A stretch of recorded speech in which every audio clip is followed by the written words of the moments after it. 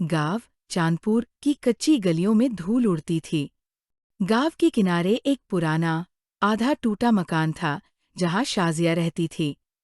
शाजिया 28 साल की दुबली-पतली औरत थी। गेहुआ रंग, लंबे काले बाल और हमेशा हल्की हरी शॉल ओढ़े रहती। पति की मौत के बाद वो अकेली रह रही थी। लेकिन घर के एक कमरे में रखा पुराना लकड़ी का संदूक हमेशा बंद रहता था। किसी को नहीं पता था कि उसमें क्या है, और शाजिया कभी किसी को उसके पास जाने नहीं देती थी।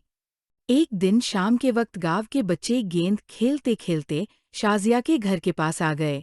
गेंद उस कमरे में जा गिरी जहां संदूक रखा था।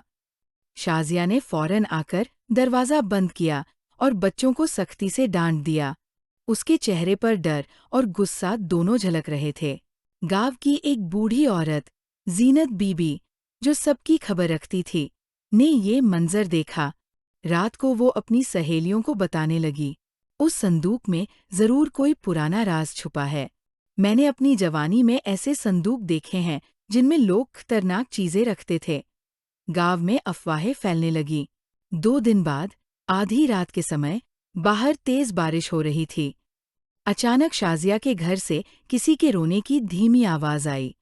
पास का पड़ोसी कामरान, जो 32 साल का मजबूत कदकाठी वाला किसान था, जिज्ञासा में दरवाजे के पास आया। खिड़की से झांककर देखा तो शाजिया संदूक खोलकर बैठी थी और अंदर से एक पुराना, खून से सना दुपट्टा निकाल रही थी। कामरान ने तुरंत खुद को छुपा लिया। उसका दिल तेजी से धड़कने लगा। आखिर शाजिया के पास ये खून से सना दुपट्टा क्यों है? अगले दिन उसने गांव के चाय वाले होटल पर अपने दोस्त बिलाल को ये बात बताई। बिलाल, जो पुलिस में था, तुरंत चौंक गया। ये बात संभाल कर रखना, इसमें किसी पुराने केस का हाथ हो सकता है। रात को बिलाल ने गुप्त रूप से गांव के रिकॉर्ड देखे।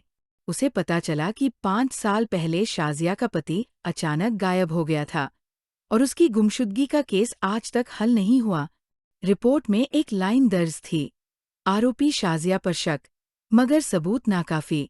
अगली शाम बिलाल और कामरान ने शाजिया के घर पर नजर रखने का फैसला किया।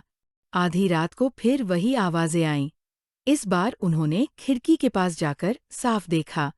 शाजिया संदूक से एक छोटा कपड़ा निकालकर धीरे धीरे जमीन खोदने लगी।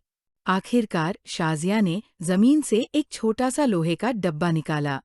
जैसे ही उसने डब्बा खोला, अंदर से एक पुराना खत और एक सोने की अंगूठी निकली। शाजिया फूट फूट कर रोने लगी और उसके शब्द बिलाल और कामरान ने खिड़की से सुन लिए। माफ कर दो यासिर, मैंने ये सब अपनी मजबूरी में किया था। बिलाल और कामरान ने अगले दिन शाजिया को थाने बुलाया।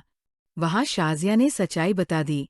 5 साल पहले उसका पति यासिर जुआ खेलकर सब कुछ हार गया था और उसे मारने की धमकियां मिलने लगी। एक रात वो खुद ही भाग गया, मगर जाते जाते ये खत और अंगूठी छोड़ गया। शाजिया ने बदनामी के डर से सब छुपा दिया। आखिरकार खत और अंगूठी गांव के बुजुर्गों को सौंप दी गई। शाजिया को गांव ने माफ कर दिया, मगर सबने समझा कि सच को छुपाने से कभी सुकून नहीं मिलता।